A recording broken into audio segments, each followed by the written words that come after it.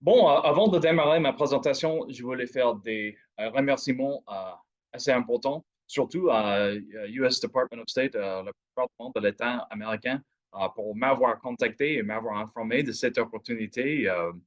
Et surtout, un grand merci à la cadre de l'ambassade américaine en Algérie, la chance de rencontrer de nouveaux gens pour partager mon enthousiasme et mon esprit entrepreneurial avec des autres gens qui partagent les mêmes intérêts. C'est toujours un plaisir énorme pour moi. Et surtout, un grand remercie à l'audience aujourd'hui. Je sais qu'en travaillant dans l'espace entrepreneurial, que votre temps, c'est la chose la plus chère pour vous. Donc, c'est un honneur énorme que vous partagez votre temps avec moi cet après-midi. Donc, franchement, c'est un honneur énorme. Bon, dans cette présentation, je vais parler un peu de comment est-ce que les incubateurs peuvent aider le développement régional. Le but de cette présentation, c'est pas exactement comme en séance, en cours normalement avec un prof, car oui, voilà, je suis un prof, j'adore la théorie, j'adore la recherche et tout ça, mais aussi j'ai eu la chance de démarrer deux incubateurs et travailler et faire les projets de consulting dans des autres incubateurs. Donc, on ne va pas parler beaucoup de la théorie aujourd'hui, car on va vraiment partager tous les détails, car c'est un travail que j'ai fait à deux mains, à mes propres mains, je veux dire. Et en plus, je voulais dire que mon but avec ces présentations, c'est pas être le McDonald's des incubateurs, c'est-à-dire 1 milliard de Big Mac servis partout dans le monde. Cette présentation, on n'a pas le but de vous instruire à faire exactement comme j'ai fait. En fait, on va remarquer que même les incubateurs à Los Angeles et Texas, nulle part, voilà, il y a des chemins complètement différents. Donc, mon but, c'est plutôt d'être un pizza. C'est-à-dire, vous allez prendre des petits détails dans lesquels je vais partager avec vous et j'espère que vous pourrez faire votre propre pizza, votre propre histoire dans votre communauté. Et en plus, on a plein de temps pour des questions et donc je suis en livre ouvert. Il n'y a pas de secret de succès. Donc, OK. Avant de démarrer la présentation, juste un petit résumé de la contenu. Normalement, on va démarrer avec les définitions de base, c'est-à-dire qu'est-ce que c'est exactement un incubateur, accélérateur et des autres centres entrepreneuriaux. Normalement, dans un langage quotidien, on utilise ces mots dans une façon assez fluide ou assez souple, si vous voulez. Donc, on va vraiment jeter un coup d'œil sur les définitions. Et après, on va faire des études de cas en profondeur sur 12 incubateurs dont j'ai commencé. Le premier, c'était à Los Angeles et le deuxième, c'était en Texas, en Abilene. Et je vais donner tous les détails des programmes, vraiment un peu de tous, pour que vous puissiez voir les choses qui marchent. Et en fait, je vais partager les choses qui n'ont pas très bien marché en plus. De temps en temps, on apprend plus sur les échecs que par la réussite. Donc, on va faire un peu les deux. Et après, je vais partager deux autres cas archétypiques de 1 million et Startup Dunedin. Ce ne sont pas des incubateurs dont j'ai commencé, mais il y avait quelques secrets, quelques processus dans ces incubateurs que je crois ça peut être utile pour vous en Algérie. On va faire la conclusion et aussi je vais partager des ressources supplémentaires. Donc, je vais faire plusieurs références à certaines organisations, certaines idées. Donc, je vais donner tous les liens et tous les réseaux. Comme ça, vous pouvez aussi commencer les mêmes programmes si vous souhaitez. Et enfin, on va commencer, à mon avis, un des parties les plus intéressantes de telle présentation, c'est-à-dire les questions, les échanges. Et donc, vraiment, je suis là pour vous aider dans votre propre chemin de réussite. Bon. Les définitions en incubateur.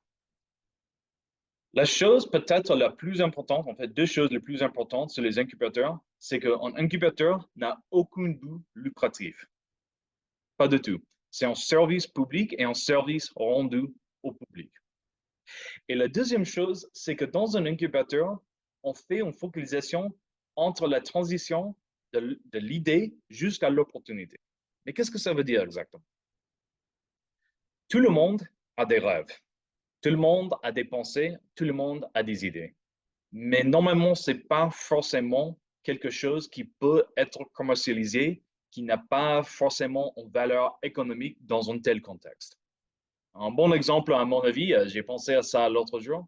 Euh, Avant de cette présentation, il y a 2 semaines, j'étais en Italie et j'étais dans les musées qui parlaient de Leonardo da Vinci, le grand penseur artiste italien.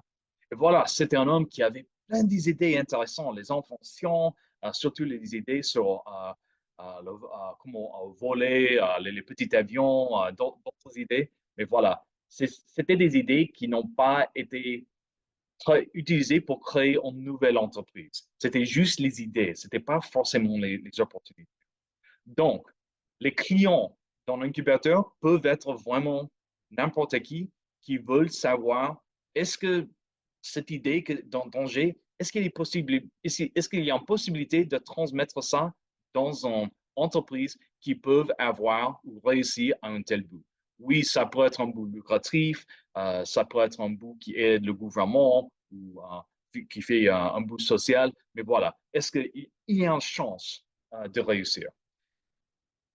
Les incubateurs, comme c'est sans but lucratif et c'est axé sur l'idée entre l'idée et opportunité, peuvent vivre, si vous voulez, dans plusieurs institutions. Donc, on va démarrer avec mon institution un peu préférée, un des meilleurs dans mon avis assez biaisé, car je suis un prof, c'est l'université. Les incubateurs, quand ils vivent dans une université, normalement peuvent bénéficier des ressources universitaires, c'est-à-dire les espaces de bureau, les fournisseurs de l'université, les compétences des profs là-bas. Les universités, par contre, aussi sont but lucratif, a le but de être en ressource supplémentaire de formation. Oui, normalement, les étudiants peuvent poursuivre des cours en entrepreneuriat pendant un semestre, mais ça, c'est plutôt éducation. Dans les universités, le but, c'est plutôt formation. Oui, on peut inviter les étudiants dans les écoles de commerce, mais aussi on peut inviter les étudiants des autres domaines, sciences naturelles, sociales, les ingénieurs, etc., pour leur donner un peu de l'esprit entrepreneurial. Et les grands incubateurs universitaires peuvent aussi accueillir les gens de la communauté, de la région. Une autre chose que je trouve c'est très fort d'avoir un incubateur dans une université, c'est que parmi les institutions du monde, les universités, ce sont des grandes institutions suisses, si vous voulez. C'est-à-dire, c'est un espace neutre. Presque tout le monde veut aider les jeunes gens. Les gens, les étudiants, c'est-à-dire entre 18 ans jusqu'à 26 ans, normalement, les gens peuvent mettre leurs différences à côté, même les gens qui sont des concurrents assez forts dans les affaires, mais ils peuvent mettre leurs différences à côté pour aider les jeunes gens. Et comme ça, c'est un espace où on peut vraiment élargir le réseau entrepreneurial. Un autre endroit où on peut trouver un incubateur, c'est en fait les chambres de commerce. Les chambres de commerce sont aussi des espaces neutres, comme les universités. Mais comme l'université a normalement le but premier, c'est d'aider les étudiants entrepreneurs et après les autres, la chambre de commerce a le but d'aider le développement régional. Comme ressource des fonds, normalement, en contraste d'une université, les universités, normalement, peuvent bénéficier des levées des fonds, surtout de la région des entreprises et on espère, mais ce n'est pas toujours le cas, des anciens étudiants qui peuvent réaliser une réussite après avoir quitté l'université et veulent redonner quelque chose à l'université. Par contre, les chambres de commerce, normalement, n'ont pas les levées des fonds comme ça, mais au lieu de ça, comme c'est un espace neutre, ils espèrent que les entrepreneurs peuvent réussir dans cette région, peuvent embaucher les gens de la région pour réduire le chômage et aussi peuvent donner les impôts à cause de cette nouvelle entreprise. Donc, c'est un espace un peu différent. Mais comme dans l'université, la chambre de commerce, c'est un espace neutre où les gens concurrents dans la communauté peuvent mettre leurs différences à côté. Il y a aussi des associations indépendantes. Et un des meilleurs exemples dans lequel je peux penser, quand j'étais en Abilene, en Texas, il y avait une association qui a le but de gérer les bâtiments historiques. Bon, il y avait en fait une école primaire en Abilene qui a fermé dans les années 50. Comme c'était fermé presque 80 à 70 ans déjà, le bâtiment s'est devenu dans un espace vraiment pas terrible. Donc, le but de cette association, c'est de trouver des fonds pour maintenir ce bâtiment. Mais ce n'était pas exactement aussi facile que ça. Alors, vraiment, qui veut faire un levée des fonds pour aider un bâtiment qui a été fermé déjà 70 ans, surtout en école primaire? Cette association a décidé d'ouvrir un incubateur dans cette ancienne école primaire. Et leur idée, c'était, s'il y a un incubateur dans cette école, la mairie peut donner de l'argent pour maintenir le bâtiment et aussi on peut gagner un peu d'argent avec le loyer des espaces, vendre les fournitures et tout ça pour maintenir le bâtiment et pour fêter l'histoire de ce bâtiment. Donc c'est une histoire un peu bizarre, forcément. Oui, pour le but de maintenir le bâtiment historique et puis mettre un incubateur dedans. Mais ce n'est pas une histoire unique, en fait. J'ai rencontré plusieurs histoires exactement comme ça. Une association qui, normalement, n'a rien à voir avec l'entrepreneuriat, qui veulent aider à la communauté dans une telle façon. Et donc, c'est un bon exemple de ça. Naturellement, il y a des autres organisations gouvernementales qui peuvent soutenir un incubateur. Par exemple, dans la ville de Los Angeles, il y en a plusieurs incubateurs dans Los Angeles et dans l'agglomération de Los Angeles. Ce n'est pas les chambres de commerce, mais c'est en fait soit la mairie, soit l'État de Californie, etc. Ils ont à peu près le même bout qu'en chambre de commerce. L'idée, c'est d'avoir plus d'impôts dans la région et comme ça, donner de bon à tout le monde. Il y a naturellement des unités commerciales, des entreprises qui peuvent avoir un incubateur. Donc, c'est-à-dire une grande entreprise. Et franchement, aux États-Unis, ils ont un bout très important. C'est-à-dire, si on donne quelque chose de l'argent à une organisation sans but lucratif, on peut faire une déduction des impôts.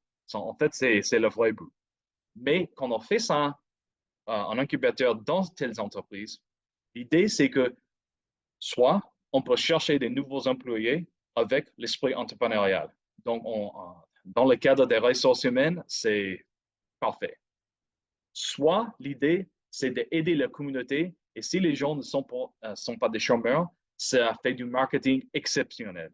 Imagine quelqu'un en lycéen, son job, et voilà, elle a travaillé dans l'incubateur de Johnson Johnson ou 3M ou une grande entreprise comme ça, et il a réussi, il dit toujours oui, je dois remercier l'incubateur de telles organisations. C'est un marketing extraordinaire. Donc, on a l'idée que les entreprises peuvent être charitables, mais franchement, c'est l'idée, c'est un investissement dans les communautés.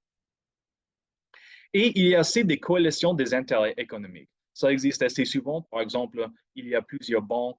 Ce que j'ai remarqué au Tennessee, il y a plusieurs groupes des assureurs, donc assurance vie et tout ça, qui doivent mettre leurs différences à côté pour créer un incubateur dans l'espoir qu'on peut avoir des innovations qui peuvent aider une telle industrie, comme les banquiers, l'industrie, l'assurance, l'agriculture, etc. Donc, l'idée là-dessus, c'est s'il y a des nouvelles innovations créées dans ces incubateurs, toute l'industrie peut bénéficier. Donc, on préfère la collaboration au lieu de la compétition. Il y a plein d'autres aussi, mais j'ai juste donné des exemples des choses dont j'ai vu un peu le plus. Bon, faisons un contraste entre incubateur et accélérateur. La première plus grande importance, c'est un accélérateur à un but de gagner de l'argent. C'est normalement soutenu par les investisseurs, c'est-à-dire les VC, les gens comme ça. Ça, c'est vraiment le but. On ne fait pas les choses comme un service public, mais vraiment, l'idée, c'est de gagner de l'argent. En plus, avec les entraînements, il y a les grandes différences. Donc, dans un incubateur, et je vais parler des programmes d'incubateur dans cette présentation un peu après, mais l'idée, c'est, voilà, c'est un entrepreneur un peu débutant qui ne sait pas grand-chose dans un incubateur. J'ai besoin un peu des entraînements. Donc, on fait des entraînements vraiment très basiques dans les incubateurs. Qu'est-ce que c'est en plan de business? Comment on fait une étude de marché? Vraiment, les choses assez larges, assez vastes. Dans un accélérateur, normalement, les formations sont beaucoup plus strictes. Pensons par exemple à Y Combinator, un combinateur Y, français, je crois que ça s'appelle. Là-bas, il y a des entraînements de plusieurs mois. Et là-bas, les entrepreneurs doivent y assister. C'est obligatoire. Et à la fin de ces entraînements, il y a normalement la journée de pitch, pitch day, Et voilà, les investisseurs peuvent dire oui, je veux cette entreprise et celle-là, non. Et s'ils disent qu'ils veulent soutenir une telle entreprise, normalement, ils ont droit à un pourcentage des bourses ou des profits de cette entreprise dont ils ont choisi. Les incubateurs n'ont vraiment pas un bout comme ça. En plus, dans les incubateurs, oui, il y a des fournisseurs dans un incubateur, le papier, les stylos, peut-être quelque chose à manger. Et normalement, c'est vendu soit sans gagner un profit ou si c'est subventionné, c'est au-dessus du coût. Les accélérateurs, normalement, toutes les choses là-bas, soit les sandwichs ou le papier, tout ça, c'est normalement gratuit pour les participants dans l'incubateur, car c'est les investisseurs qui payent pour tout ça. Donc, les modèles sont vraiment différents. En plus, un accélérateur, normalement, c'est pour élargir une entreprise existante. C'est-à-dire, l'opportunité est déjà là, et l'idée, c'est qu'on peut vraiment accélérer cette entreprise à élargir. Donc, un exemple pour clarifier. Quand j'étais à Los Angeles, un de mes clients avait un restaurant de poké. Je ne sais pas si vous connaissez poké, c'est une espèce de sushi hawaïen. C'est très bien aimé, surtout aux États-Unis. Bon, son resto avait des réussites énormes en centre-ville de Los Angeles. Et son idée, le propriétaire de ce resto, c'est d'ouvrir un nouveau restaurant dans les banlieues de Los Angeles, plus proche d'où il vivait. Bon, malheureusement, en Californie, acheter un nouveau restaurant à cause de le coût de la propriété et tous les autres coûts d'ouvrir un nouveau restaurant, il n'y avait pas de question. Ils ne pouvaient pas le faire. Bon, on a trouvé un accélérateur qui était spécialiste dans l'alimentation et des restaurants. Leur part, ils ont fait les investissements pour lui et au lieu d'ouvrir juste un seul restaurant comme ils voulaient, en fait, on a ouvert 3 nouveaux restaurants pour lui.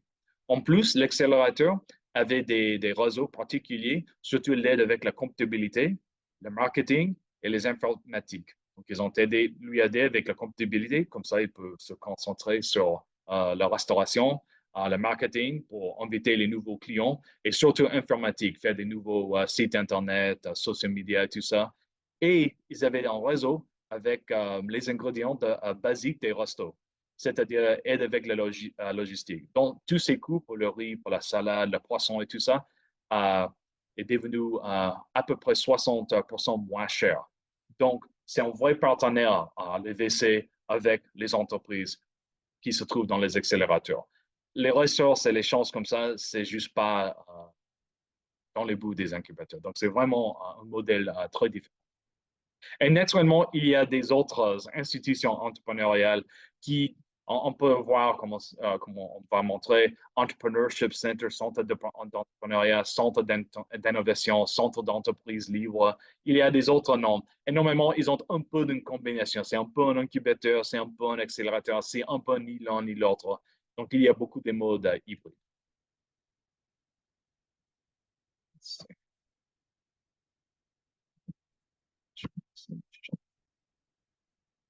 Oups, voilà.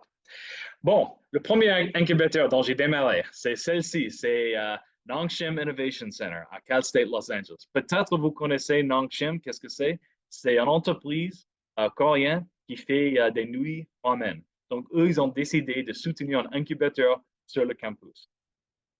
Et je crois que c'est assez intéressant, cette histoire. Donc, l'année avant où j'ai travaillé, j'ai commencé mon travail à Cal State Los Angeles, il y avait un don très généreux de $300,000 de Nongshim.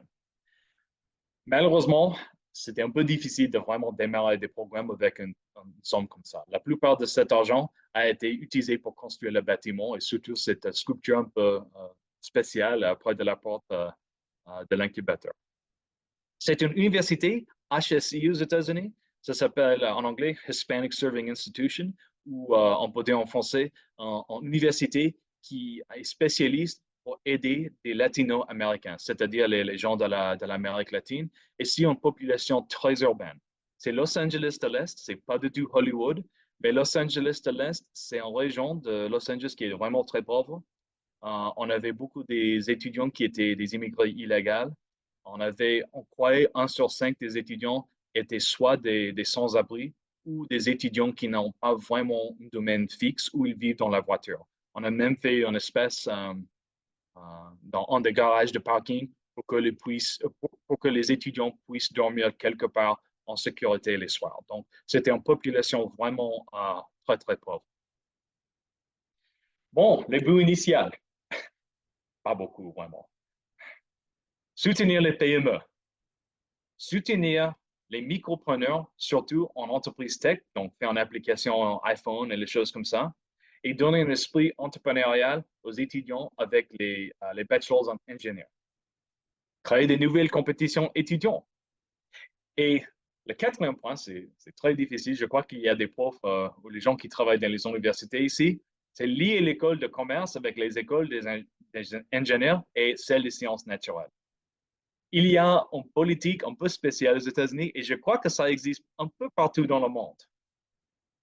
Souvent, nos amis en sciences naturelles ou les gens en sciences sociales ou en humanité disent souvent, voilà, avoir un bachelor's en business, c'est pas une éducation, c'est juste une formation. Donc, c'est vraiment nul. Il y a ça. En plus, aux États-Unis, normalement, les écoles de commerce ont plus d'argent que les autres domaines. Pourquoi? Les anciens étudiants, souvent, quittent l'université, ils gagnent un peu plus d'argent et ils ont un esprit général, c'est un groupe culturel d'ouvriers, de chéquier après avoir quitté l'université et redonner de l'argent à l'université.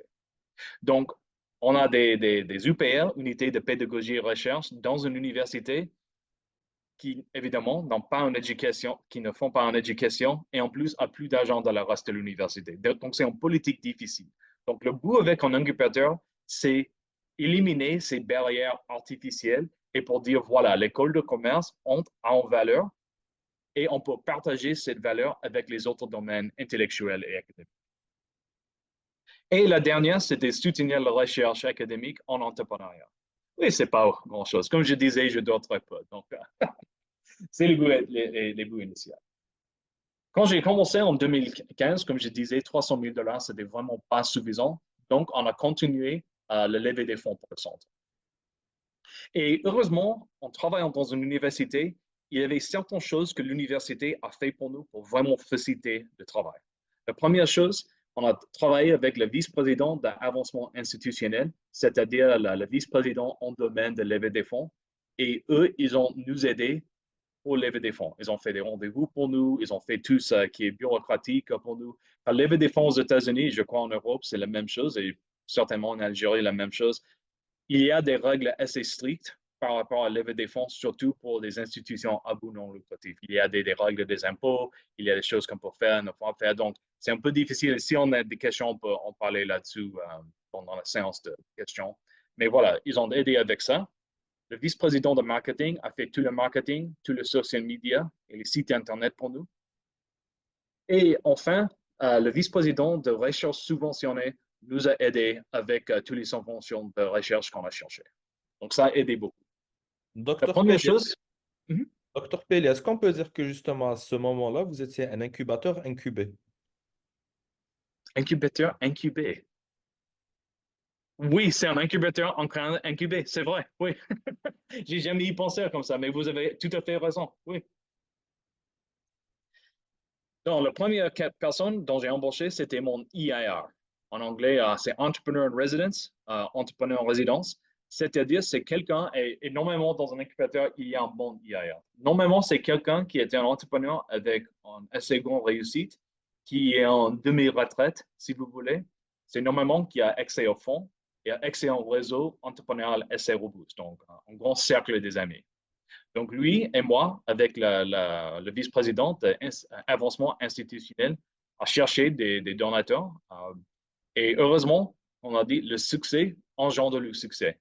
Tout le monde savait que Nongshim a fait cette première part et les autres, voilà, on a donné encore d'argent. Ce que je dois conseiller, c'est un échec que j'ai vu dans les autres incubateurs, il faut être vraiment très clair avec un EIR qu'il doit aider avec le lever des fonds. Un minimum, un bon EIR doit gagner par les levées des fonds le minimum son salaire. En fait, on espère que c'est beaucoup plus, mais le salaire, c'est absolument le minimum. Donc, on a gagné plus de fonds et il y avait une idée, le IIR, d'avoir un conseil consultatif pour l'incubateur. Donc, c'est parmi ses amis pour nous aider un peu avec la stratégie de l'incubateur. Et c'était à nous, le IIR et moi, d'en fait exécuter cette stratégie. Au début, on avait juste 5 gens dans le conseil consultatif et ça marchait très, très bien. Et ça, c'est une autre chose que je dois conseiller. Cherchez un conseil consultatif au nombre au pair. Donc 5, 7, 9, mais jamais pair. Car s'il faut voter sur quelque chose, avoir une majorité simple, c'est très efficace. Donc, on a démarré avec 5, ça marchait très bien, mais voilà, comme il était un bon entrepreneur, de temps en temps, cet homme avait un ego assez grand. Donc, il a en fait donné beaucoup de promis à beaucoup des amis et ça a élargi jusqu'à 20 sur le conseil consultatif. Ce qui était bon là-dessus, on avait beaucoup plus de fonds. Car normalement, dans un conseil consultatif, on dit qu'il faut donner une telle somme d'argent ou aider avec une levée de fonds si on veut être sûr sur le conseil. Donc, on avait beaucoup de fonds pour faire plein de choses. On avait beaucoup d'avis, beaucoup d'idées, un réseau énormément élargi. Mais le problème, c'est qu'on avait 20 entrepreneurs dans la même salle et tout le monde voulait être le chef et les réunions ont perdu leur esprit d'amitié, si vous comprenez mon sens un peu. Et c'était très difficile de faire des décisions, de résoudre les problèmes quand tout le monde voulait être le chef et il y avait 20 de ça. Donc, on a dû faire un peu de divorce entre le planning et l'exécution. Normalement, on avait des réunions du conseil une fois par mois. À la fin, le IRR, moi, a dit à tous les gens de la conseil consultatif, oui, c'est super, d'accord, vous êtes super, voilà. Et à la fin, en fait, il fallait faire une exécution qui était vachement différente des idées de conseil, juste pour assurer qu'on soutient la mission de l'université. Et voilà, le conseil n'était pas exactement content avec ça. Donc, franchement, avoir un bon conseil, mais plutôt petit, c'est très important. Bon. Donc, on a décidé de lancer une compétition de pitch. Et en fait, c'était un grand surprise pour moi. Au début, c'était mon deuxième mois à Cal State Los Angeles. On a fait la première compétition. On a décidé de faire une compétition chaque semestre. Donc, le premier, c'était juste ma deuxième mois là-bas. Il y avait juste 5 étudiants qui ont décidé de participer. C'est vraiment très petit. On a élargi la compétition. Les autres, les pas suivants, c'était pour toute l'université et puis pour les autres universités en Los Angeles. Et puis, on a juste décidé d'ouvrir la compétition à toute la communauté à Los Angeles. Donc, à la fin de 3 ans, à la dernière compétition, il y avait presque 200 gens dans la compétition pitch. Donc, c'était juste un petit après-midi au début.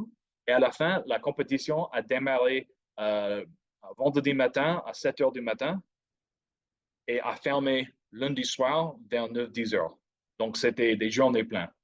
Naturellement, on a des juges et au début, on fait juste quelques juges, les gens dont le IAR ou moi connaissaient pour inviter. Mais à la fin, on a fait des comités des juges. Donc, certains juges regardent certains entrepreneurs. Donc, on avait un comité des entreprises bancaires, des gens spécialistes en PME, micropreneurs, logistique, informatique, médecins, sciences naturelles, etc., etc. Et en fait, c'était réussi pour les étudiants. Ils peuvent avoir des conseils, des idées. Et oui, naturellement, pour les gens qui ont pris les premières places dans la compétition, ils en ont gagné pas mal d'argent. Première place, c'était 50 000 dollars. Donc voilà, il y a une motivation pour y participer naturellement. Les juges aussi ont dit que en fait, c'était un bon moment pour eux de rencontrer des nouvelles gens, surtout avec les comités des juges. Par exemple, les gens dans l'industrie bancaire peuvent rencontrer leurs concurrents. On a fait des très bons réseaux là-dessus. Certains entrepreneurs, les étudiants, oui, ils ont perdu dans la compétition. Ils n'ont pas pris les premières, deuxième, cinquième place, etc.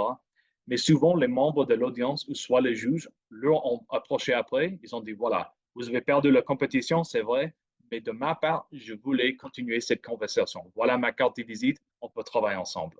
Donc, en fait, il y avait des chances de rencontrer les angel investors, comme on dit en anglais, les investisseurs des enfants, si vous voulez. Donc, c'était un grand change pour les étudiants.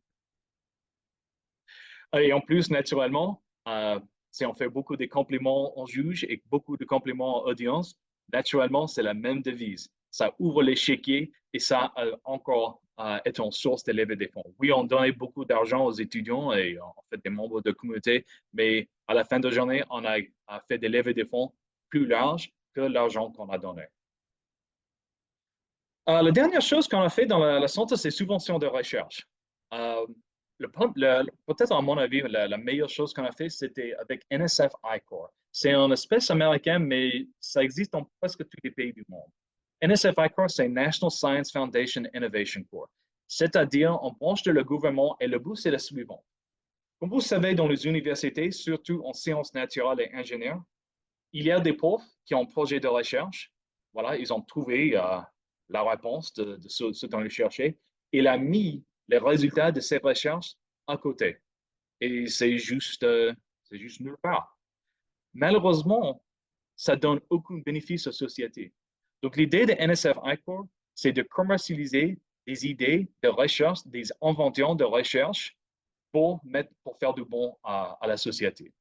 Donc, par exemple, un chercheur qui c'est en biologie qui a trouvé quelque chose d'intéressant, lui, il va travailler avec un prof d'affaires, avec des étudiants en sciences naturelles, avec des étudiants en commerce, et normalement soutenu par un entrepreneur qui a beaucoup d'expérience. Et donc, cette équipe vont chercher est-ce que cette idée, cette invention académique a une valeur économique ou pas. Et le gouvernement fait des dons pour ça entre 50 000 dollars, presque un demi-million de dollars. Vraiment juste pour voir est-ce qu'il y a le potentiel de ça pour réussir. Et en fait, on a soutenu une douzaine des entrepreneurs qui ont fait des entreprises vraiment très intéressantes et très lucratives, des idées qui normalement seront oubliées dans les annales de recherche. Et on a aussi soutenu un projet de Mayor's Cup. C'était par la mairie de Los Angeles. Et l'idée que s'il y a une idée de recherche qui peut être commercialisée pour la bonne social de Los Angeles, la mairie va soutenir ça. Donc, en fait, mon histoire favorite là-dessus, j'avais une équipe des étudiants illégaux qui travaillaient avec nous, les immigrés illégaux, je ne veux dire pas étudiants illégaux, pardon. Mais c'était des immigrés illégaux. Et leur idée, c'était la suivante. Comme vous savez, dans les hypermarchés, il y a une nourriture qu'on n'a plus le droit à vendre au public, mais ce n'est pas la nourriture pourrie. On peut le manger, mais on juste n'a pas le droit de vendre dans les hypermarchés. Les hypermarchés doivent payer pour jeter une nourriture comme ça dans la poubelle. Donc, au lieu de faire ça, il y avait une application. L'hypermarché peut utiliser cette application pour contacter mes étudiants. Les étudiants prenaient toute cette nourriture et après, ils louaient des espaces culinaires dans les écoles primaires et les lycées. Les soirs, quand les espaces culinaires ne sont pas utilisés, ils ont fait les cours de cuisine pour les sans-abri et les gens qui n'ont pas de métier. Donc, ils enseignent en formation culinaire pour que ces gens puissent avoir un métier. Et après, ils donnent toute sa nourriture qu'on a préparée pendant le soir aux sans-abri de la communauté de Los Angeles. Et la mairie a payé pour tout ça. Le loyer des espaces culinaires dans les écoles primaires et au lycée, pour les véhicules pour chercher de la nourriture des hypermarchés. Ils ont donné un espace de bureau dans la mairie pour ces étudiants et aussi les ressources de la mairie sont mises à disposition des entrepreneurs.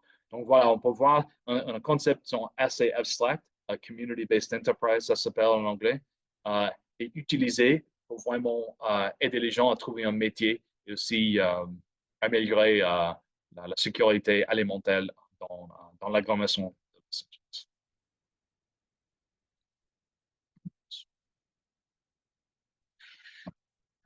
Au début, comme je disais, le but de ce centre, c'était vraiment juste pour aider les étudiants de Cal State Los Angeles. Et enfin, on a évolué un peu loin de ça. On a décidé d'utiliser l'incubateur pour aussi aider les communautés, en plus que juste les compétitions pitch. Donc, on a loué des espaces de bureau et des fournitures pour les communautés et pour les étudiants. Pour les étudiants, c'était gratuit, mais pour les membres de communauté, c'était loué et c'était disponible au-dessus du coût. Donc, c'est un espace subventionné. Mais ce que j'ai adoré avec ça, ça fait un incubateur sûr pour les étudiants.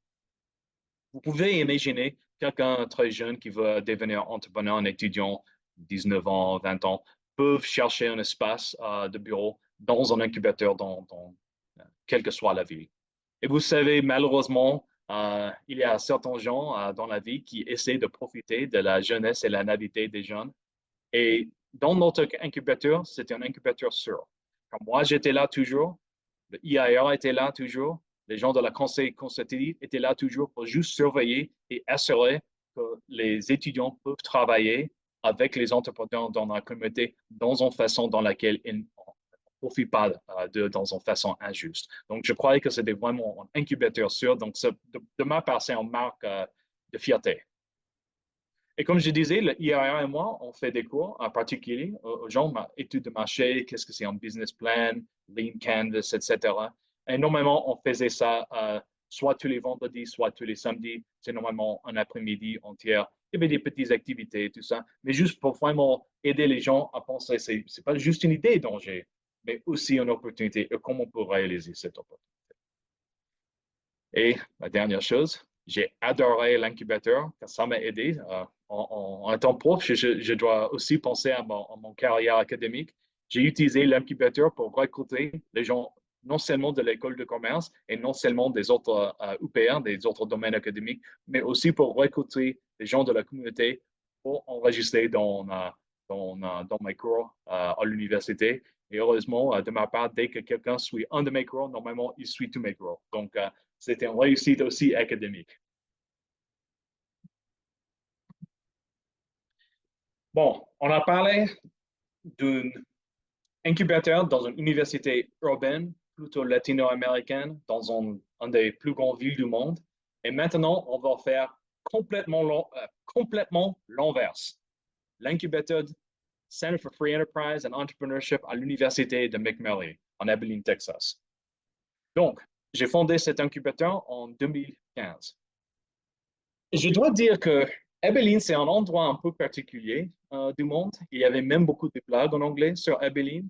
Euh, et l'idée un peu d'Abilene, c'est un endroit que personne ne veut y aller et c'est vraiment nulle part. Et quand je dis nulle part, je vais juste clarifier qu'est-ce que ça veut dire exactement. Nulle part veut dire la plus grande ville près d'Abilene, c'est Dallas, Texas. C'est 3 heures en voiture à Dallas. Et ça, c'est 3 heures en voiture sans bouchon. Vendredi après-midi, si on souhaite manger à Dallas ou faire du shopping, oui, ça peut prendre jusqu'à 5 heures en voiture. Donc, c'est vraiment isolé et éloigné de tous. Mais heureusement, l'école de fer avait un don charitable de 10 millions de dollars. Et les investissements de ce patrimoine donnent des budgets à l'école de commerce, y compris le mien. C'était 1000 dollars toutes les années pour faire des activités. Mais le problème, le problème de politique universitaire, j'avais de l'argent, mais j'avais aucun droit d'embaucher un EIR. Donc, je dois faire des projets qui n'ont pas besoin de beaucoup de travail. C'était un peu spécial.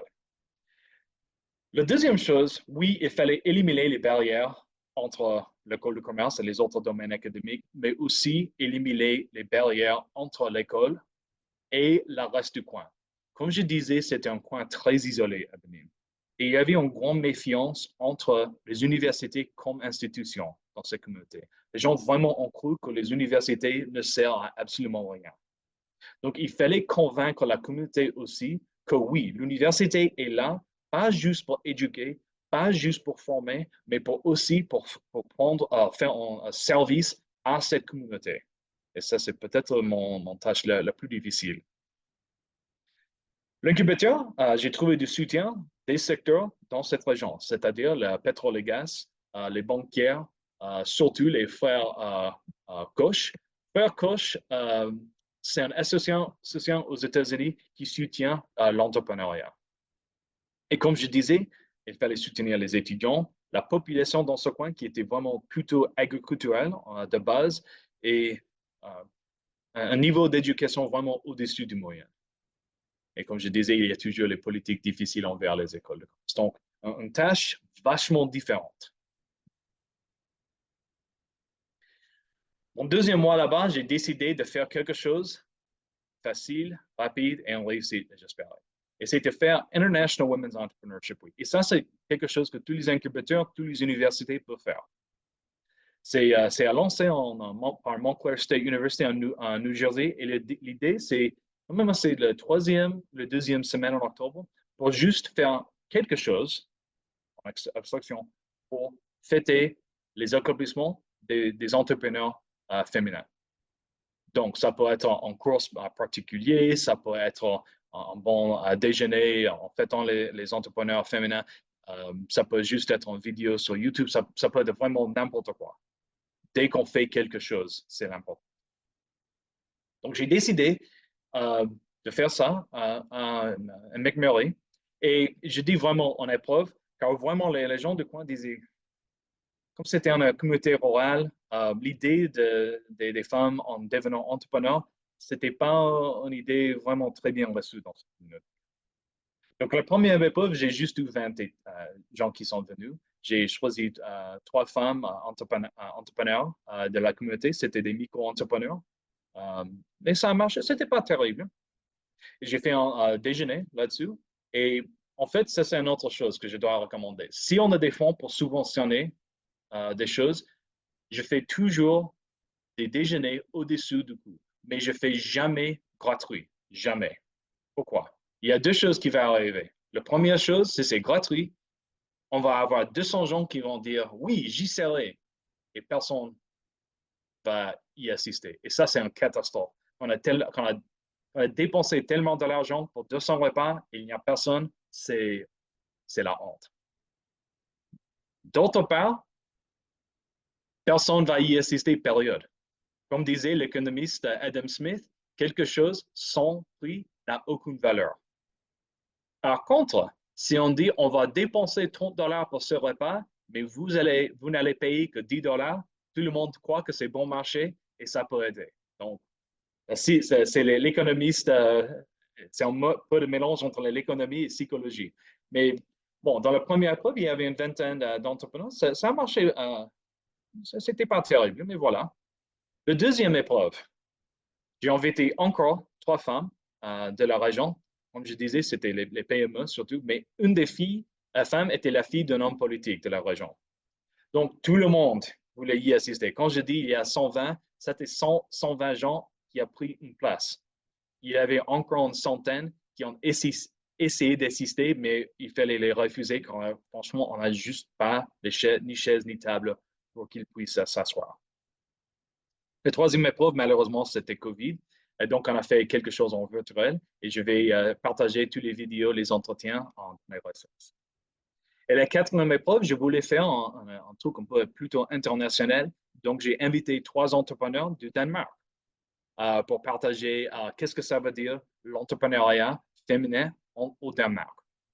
Et ce n'était pas des PME cette fois. Un, c'était la chef d'un accélérateur de médecins. Et l'autre, elle est un grand fan de rock'n'roll. Donc, elle a lancé un grand musée de rock'n'roll, l'histoire de rock'n'roll au Danemark, à Ragnarok Museum, peut-être vous connaissez.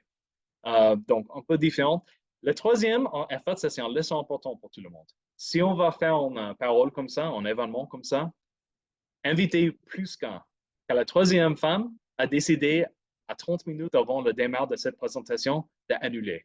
Donc, normalement, on en aura 3, on avait juste eu à avoir 2. Donc, invitez 3 femmes à minimum, car si on en a juste un, ça sera peut-être. Voilà, il y avait toujours les politiques universitaires qui sont difficiles. Donc, une autre leçon, je vais partager. On avait une vice-présidente de marketing dans l'école et elle était comme une vilaine des romans Kafka, si vous comprenez un peu le sens, une vilaine bureaucratique. C'est quelqu'un qui normalement aiderait à compter les stylos, les timbres et faire des grands débats sur quelques centimes qui manquent. Donc, c'est sa personnalité. Et il a expliqué que tous les événements de l'université sont des affaires de marketing et elle doit donner son accord avant que ça puisse aura lieu. Mais le problème de sa part, c'est normalement, ça peut prendre 12 semaines pour qu'il puisse dire oui ou non. Et, comme je disais, un vilain bureaucratique, plein de formes et tout ça. Donc, de la deuxième épreuve, on a presque dû annuler. On n'a pas eu son accord. Donc, ce que j'ai fait un partenariat avec la Chambre de commerce. Et je disais, voilà, ce n'est plus un événement de l'université, mais c'est un événement de chambre de commerce. Et nous, l'université, on fait juste le soutien pour cet événement de la chambre de commerce. Et comme ça, elle n'avait pas le droit de ni de son accord, ni de refuser. Donc, c'est un peu entrepreneurial bureaucratique, si vous voulez. La troisième année, on a fait un partenariat avec European School of Governance à Berlin. Et la quatrième épreuve, on a fait avec True Storytelling Institute au Danemark. Et aussi, les partenaires ont aussi aidé beaucoup avec le marketing des événements. Donc, naturellement, quand on a plus de gens, c'est aussi encore une chance pour ouvrir l'échiquier. Ce qui est important à noter, pour participer à Women's Entrepreneurship Week, formellement, il n'y a aucun coût. On peut juste faire un cours particulier, ça ne coûte rien et ça donne une publicité internationale énorme et gratuite.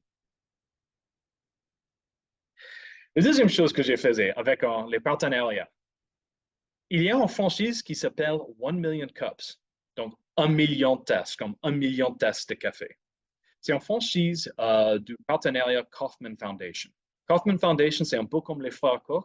C'est une organisation qui fait plein de choses pour soutenir l'entrepreneuriat partout dans le monde. Et même en Algérie, on peut avoir une franchise 1 Million Cups. C'est gratuit pour y participer. Ça vous donne accès à une certaine plateforme. À la plateforme, les gens peuvent abonner à la plateforme et on peut communiquer les événements et tout ça. Et les plateformes aussi peuvent attirer les nouveaux entrepreneurs pour participer. Bon, quel est le but en théorie, qu'est-ce qu'on fait avec 1 Million Cups? Leur idée, c'est que tous les mercredis matin à 9 h, les gens partout dans le monde boivent du café et aident les entrepreneurs. Ils disent qu'un entrepreneur doit emmener le café et les biscuits, les pâtisseries comme ils veulent dans un tel endroit et pendant 7 minutes, ils vont décrire leur organisation et les problèmes qu'ils ont. Et ils peuvent demander de l'aide. Et l'aide, ça peut être vraiment n'importe quoi. Ça peut être, même on peut demander de l'argent, mais c'est découragé ça. Mais on peut demander l'aide avec marketing, comptabilité, des conseils. Est-ce que j'ai eu une bonne idée ou pas? On a même eu un homme qui vendait de la glace. Il nous a donné 10 goûts différents de la glace et ils ont nous demandé de choisir quelles sont les glaces préférées. Donc, vraiment, ça peut être un peu de tous. De ma part, à l'université, j'ai fait des variations. Donc, je vais partager ça. Quand j'ai commencé, j'ai fait chaque mercredi un événement, mais j'ai remarqué que si on fait quelque chose tous les semaines, ce n'est plus spécial. Et les gens vont, franchement, ils vont pas y assister. Il y avait presque personne quand on faisait ça chaque mercredi. Donc, on a décidé le troisième mercredi du mois, donc juste une fois par mois, on faisait l'événement. J'ai décidé aussi que franchement, c'est nul d'inviter un entrepreneur à présenter son entreprise et leur forcer d'emmener le café et les pâtisseries. Quand on est là pour soutenir un entrepreneur, on n'est pas là pour le juger avec ses compétences d'emmener du café. J'ai trouvé que c'était un peu bizarre ça. Donc, en étant dans l'université, j'ai demandé à la cafétéria de nous fournir la nourriture à la café. Et en plus, j'ai décidé on ne fera pas une présentation de juste 7 minutes et des questions, mais on va faire une présentation de 15 minutes et puis 45 minutes des questions, suggestions, et puis une demi-heure après, juste pour le networking informel. Et du bout de cet événement, on avait encore une trentaine, vingtaine d'étudiants membres de la communauté qui étaient présents. C'était pas mal. Après, j'ai décidé de faire ça en partenariat avec la Chambre de commerce. Et on était en accord qu'à peu près un mois sur deux, eux, ils choisissaient un entrepreneur qu'ils ont décidé avait besoin de soutien et nous allons choisir les autres. En réalité, ce n'était pas exactement un mois sur deux, c'est-à-dire pendant l'année scolaire, nous, l'université, on décidait quel entrepreneur on va soutenir et pendant les vacances, la Chambre de commerce va décider quel entrepreneur soutenir et eux, ils vont avoir l'événement dans la Chambre de commerce. Donc, c'est-à-dire décembre, mai, juin, juillet, on faisait les événements dans la Chambre de commerce et le reste de l'année, c'était à l'université de le faire. La Chambre nous a aidé beaucoup avec le marketing. Donc, ça, c'est venu entre 20, vingtaine, trentaine des participants au début, jusqu'à presque 100 gens qui venaient sur l'université pendant l'année scolaire. soit dans la chambre de commerce. Donc, travailler ensemble avec la chambre, c'est toujours une bonne idée. Et vous pouvez imaginer l'effet dans l'écosystème entrepreneurial. Tout le monde est là pour aider un jeune entrepreneur, pas juste jeune comme les étudiants, mais aussi un entrepreneur débutant. Je peux dire, c'est pas l'âge biologique, mais entrepreneur d'expérience. Et normalement, comme je disais, les gens qui sont énormément des concurrents assez forts dans les entreprises mettaient leurs différences à côté pour aider cet entrepreneur. Donc, il y avait beaucoup de gens des banques et du pétrole et gaz qui sont normalement des concurrents vraiment furieux, mais qui étaient des amis pendant 1 Million Cups chaque mois. Donc, c'est une histoire très belle. En plus, avec la franchise de 1 Million Cups, on a attiré des entrepreneurs qui étaient normalement en dehors de notre réseau. C'est-à-dire, on a attiré un régisseur de Los Angeles qui voulait faire un film western dans notre ville, Abilene. On a pris des entrepreneurs d'informatique, leveurs de fonds, même les gens de l'Inde qui pensaient à venir à Abilene pour lancer leurs entreprises. Et comme ça, c'était une façon de leur présenter la communauté d'Abilene. Donc, c'était super. Et on a fait un deuxième partenariat pour encore mettre plus fort à 1 Million Cups, c'est-à-dire un partenariat avec Venture Call. Venture Call, c'était une espèce d'incubateur qui était à Abilene. C'était en fait un ancien employé de l'État de Texas qui travaillait en soutenant les entrepreneurs. En retraite, chaque lundi, il y avait un déjeuner entrepreneurial partout dans la ville en Abilene. Donc, entre midi jusqu'à 2 heures, les entrepreneurs mangent ensemble, ils payent pour leur propre repas, mais ils parlent de leurs problèmes en commun et ils ont essayé de résoudre ce problème. C'est une espèce d'incubateur, même s'il n'y a pas de NEDRAS. C'est une activité incubatrice. Donc, on lui a invité aussi en partenariat avec notre 1 Million Cups et lui, il a aussi invité ces gens, donc ça a élargi énormément et tout le monde a bénéficié. Nous avons bénéficié de plus de levées des fonds, le networking pour les étudiants, la chambre a bénéficié car ça donne du légitime à travailler avec des universités et l'homme qui était chef de Venture Core a trouvé plus de clients pour le consulting. Donc, vraiment, personne n'a perdu avec ça. Et c'est gratuit. C'est des choses oui, oui, il fallait acheter du café, les pâtisseries, mais vraiment, c'est pas terrible, ça, c'est pas un problème. Bon, les prochaines étapes. J'avais un peu d'argent, donc il fallait le dépenser, n'est-ce pas? Donc, j'ai fait encore un levée de fonds pour être sûr. J'ai décidé de faire des événements avec les grands entrepreneurs partout dans le monde. Donc, j'ai fait un levée de fonds de presque $1 million et les investissements de ça nous donnent un budget à peu près de $50 000 l'année. Donc, on a invité 3 grands entrepreneurs dans différents. Oui, j'étais là 4 ans, mais la 3e année, à cause du COVID, ce n'était pas possible de faire ces événements. Donc, j'ai invité Jeff Hoffman. C'était le fondateur de Priceline.com, Booking.com. Il a aussi financé l'entreprise qui a créé les billetteries dans les avions. Vous connaissez les machines qui vous donnent un billet d'avion dans l'aéroport. C'était lui. C'était aussi un grand producteur de musique. Donc, on lui a invité. Une autre année, on a invité Sylvia Acevedo. C'était l'ancien PDG des Girl Scouts of America. Girl Scouts, c'est une organisation qui, normalement, donne la confiance en soi et les compétences aux filles, normalement, au-dessus de 18 ans. Elle est aussi spécialiste en entrepreneuriat et ingénieur formation pour les filles entre 8 jusqu'à 13 ans.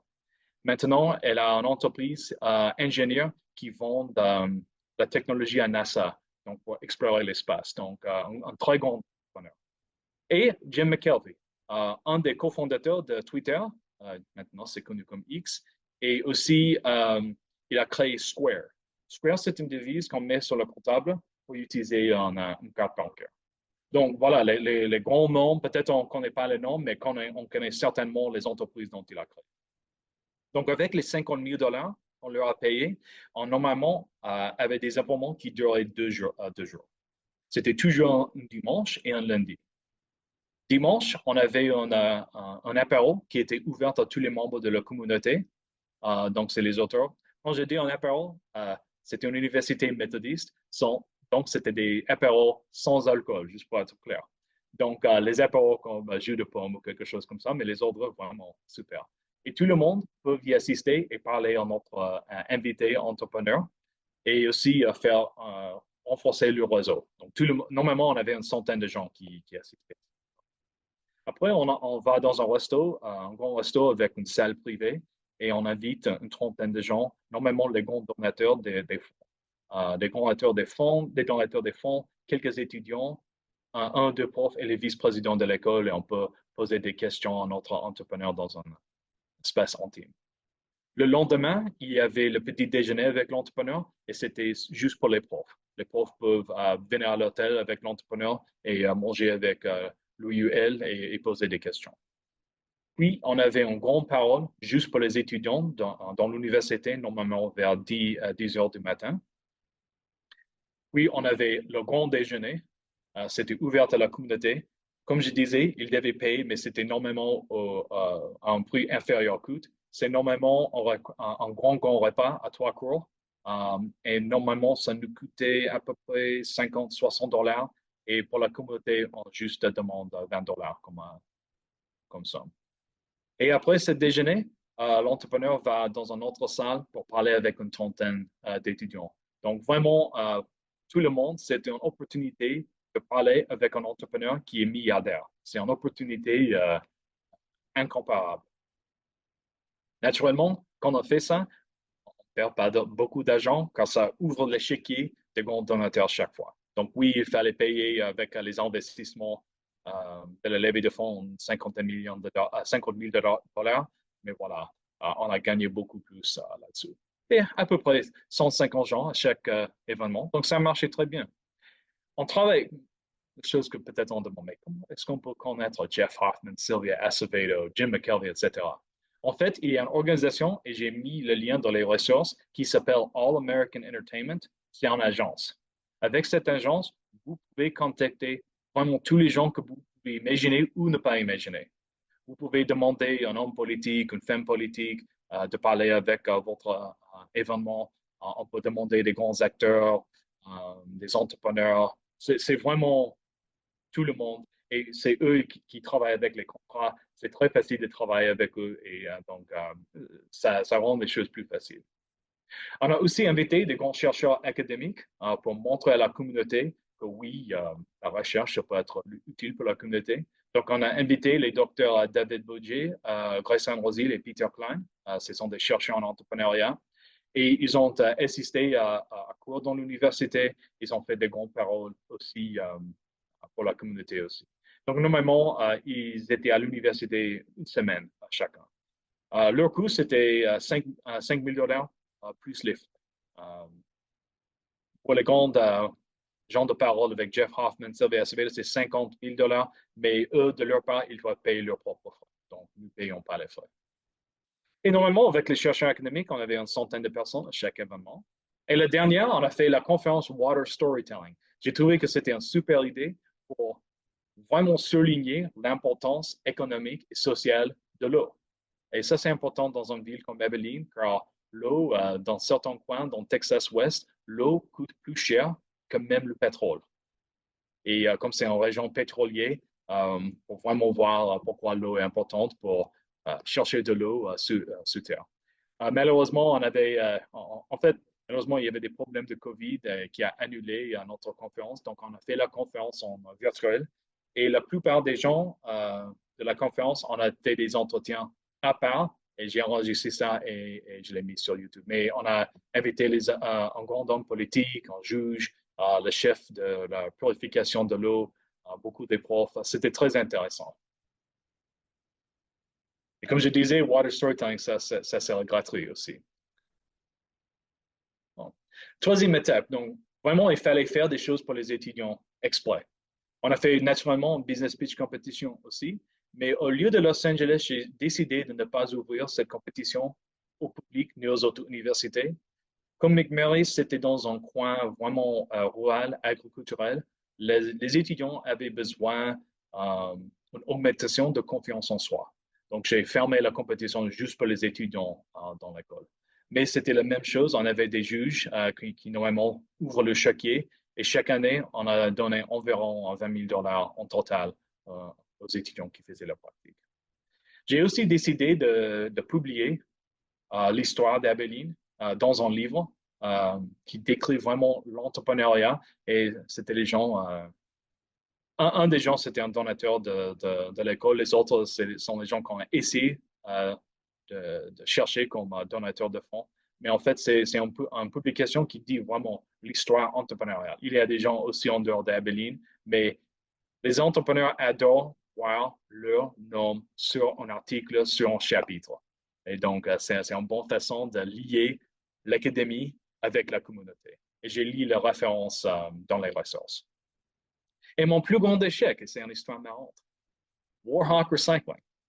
Mon idée, c'était le suivant. Il n'y avait pas des endroits pour faire le recyclage en Abilene.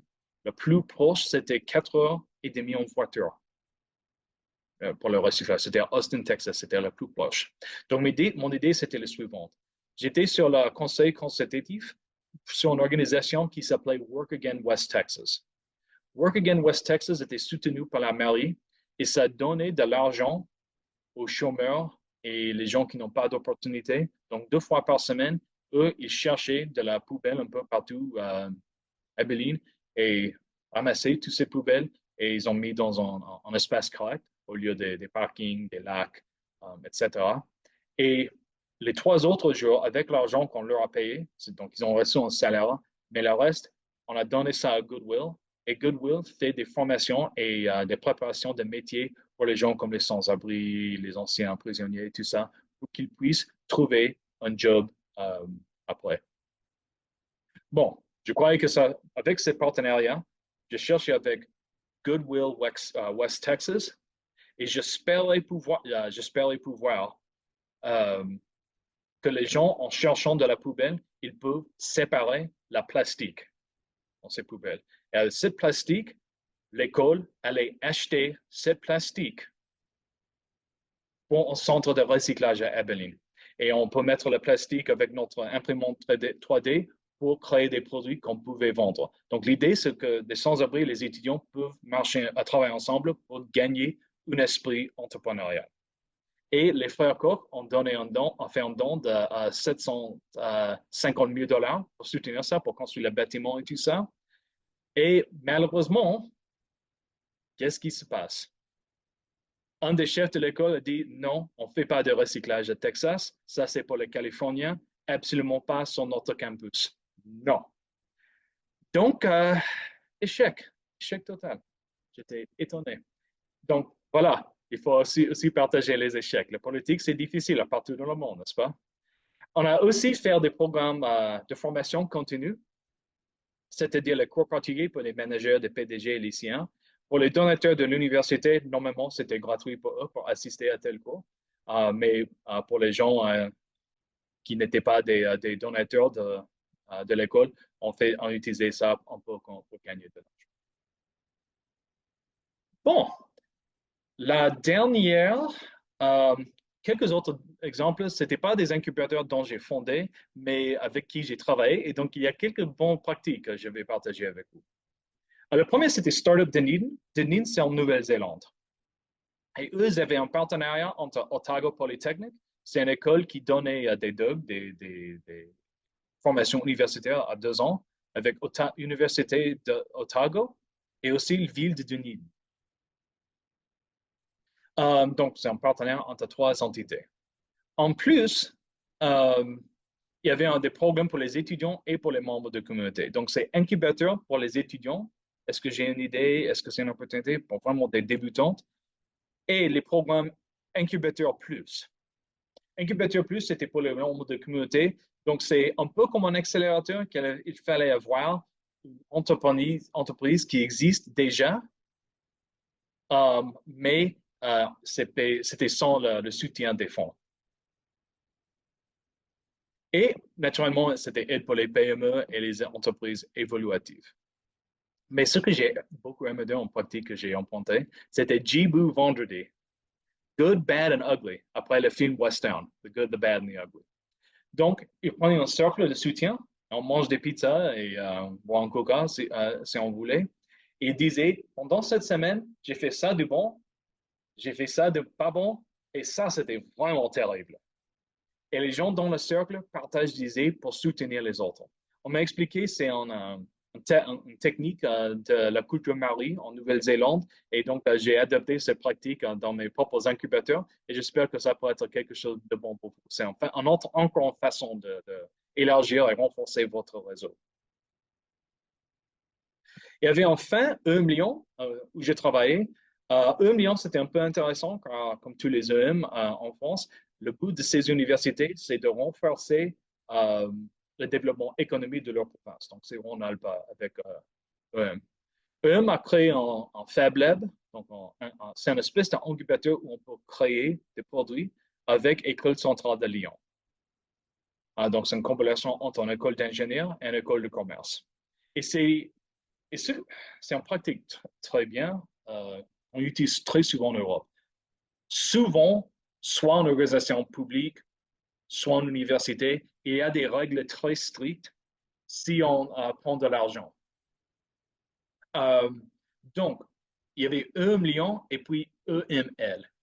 EML, c'était une entreprise à part de l'université qui travaillait avec l'université, qui embauchait les profs de l'université, qui donnait du soutien à l'université, mais c'était une espèce de corporation sans but lucratif, mais à part, et comme ça, ils pouvaient faire des choses qui étaient impossibles pour l'université. Donc, l'université devait s'éloigner de ce genre d'activité, donc on utilise EML pour ça. Donc, mes conclusions, mes dernières pensées. Souvenez-vous du fait que les incubateurs ne sont pas forcément des lieux, mais des espaces. C'est un esprit incubateur, un esprit entrepreneurial, et ça peut arriver vraiment n'importe où dans le monde. Ça peut être un incubateur comme Venture Call, qui est un incubateur juste une fois par semaine pendant 2 heures. Mais c'est juste un esprit. On peut avoir un incubateur, des activités incubatrices n'importe où, dans les universités, dans les chambres de commerce, mais c'est vraiment l'esprit qui est important.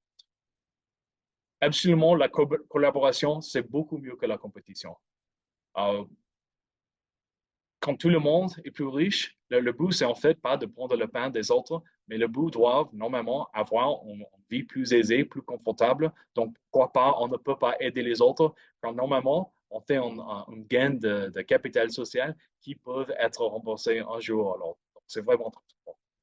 Comme je disais au début, l'incubateur, ce n'est pas du tout un McDonald's. 1 milliard de Big Mac survivent partout dans le monde. Vous devez faire votre propre chemin. Plutôt être en pizza. Donc, j'ai donné tous ces détails et tous ces exemples, pas pour que vous puissiez faire la même chose que moi. Alors, voilà, Abilene et Los Angeles, c'était complètement à part, mais que vous pouvez faire votre propre histoire. Naturellement, tous les gouvernements du monde, ils ont des ressources énormes pour soutenir les entrepreneurs. Il y a des subventions énormes pour soutenir l'entrepreneur. Quand tout le monde, maintenant, c'est le moment entrepreneurial au niveau culturel partout dans le monde. Donc, c'est juste, le truc, c'est pas un manque de ressources, c'est savoir que cette ressource existe et puis le chercher. Souvent, on ne juste sait pas. Et naturellement, chercher des nouveaux amis. Quand on parle aux inconnus, les résultats souvent sont très étonnants, mais aussi merveilleux. Les ressources. Donc, si vous êtes en incubateur ou vous voulez savoir encore plus, Global Consortium Entrepreneurship Center, c'est la plus grande conférence du monde pour les incubateurs. C'est uniquement pour les gens qui travaillent ou dirigent les incubateurs. Donc, voilà le site Internet. Cette conférence a lieu tous les ans dans les villes différentes, normalement aux États-Unis. C'est une conférence absolument super. Il y a aussi des conférences régionales comme TUNY, dont j'étais membre, Texas University Network of Innovation Entrepreneurship. C'est un peu comme la plus grande conférence, mais c'est juste pour Texas. Et j'ai donné ce réseau. C'est des gens très collaborateurs. Je travaille même toujours avec eux, même en Tennessee. Mais peut-être on peut faire la même chose chez vous aussi. Comme ça, les directeurs des incubateurs peuvent partager des idées, créer des nouveaux réseaux. En fait, mon idée pour Women's Entrepreneurship Week, j'ai pris cette idée à TUNY. J'ai assisté à TUNY même pendant que je travaille toujours à Los Angeles.